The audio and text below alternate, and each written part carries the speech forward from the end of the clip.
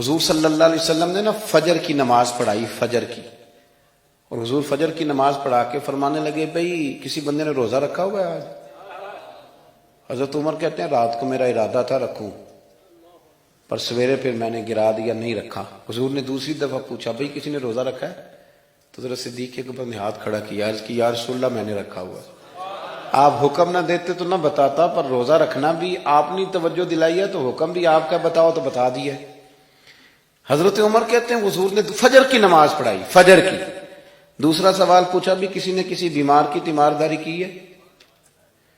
تو حضرت عمر کہتے ہیں میں نے فٹافٹ عرض کی یا رسول اللہ ابھی تو نماز فجر پڑھی ہے، تو اب گھر جائیں گے تو تیمارداری کریں گے نا۔ تو حضور نے فرمایا عمر تو ذرا ٹھہر جانا، جلدی نہ کر، ٹھہر نہ ذرا، روک تو صحیح۔ تو حضرت عمر فاروق رضی اللہ تعالیٰ عنہ فرماتے ہیں میں چپ کر گیا، حضور نے فرمایا بتاؤ بھی کسی نے تیمارداری کی ہے؟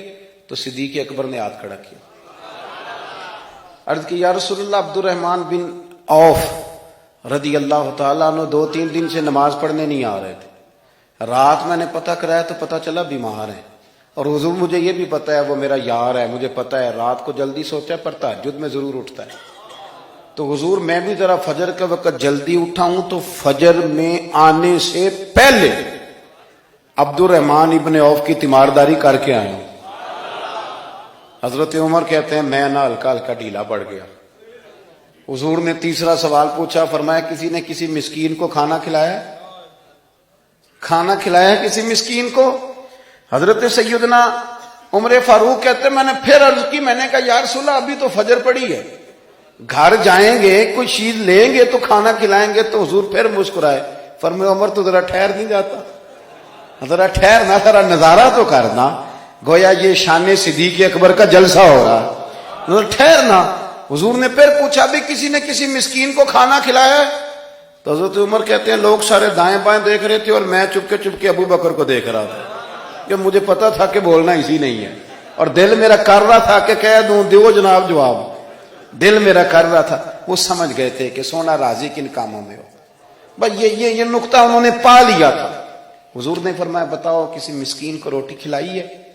تو جناب سیدنا صدیق اکبر نے ہاتھ کھڑا کیا، عرض کی یا رسول اللہ سویرے اٹھا ہوں تو چھوٹا بیٹا بھی اٹھ گیا تھا، اور میرے وضو کرتے سنت پڑھتے ماں سے کہنے لگا بھوک لگ رہی ہے، تو ماں نے 2 روٹیاں بھی پکا دی، تو حضور ایک اس نے کھائی دوسری اس کے ہاتھ میں تھی۔ جب ہم نکلے ہیں نا گھر سے تو دروازے پہ ایک فقیر کھڑا تھا، مسکین کھڑا تھا، کہہ رہا تھا رات سے بھوکا ہوں، کوئی دروازہ کھلنے کا انتظار کر رہا تھا، ابو بکر سب سے پہلے تیرا ہی کھلا ہے۔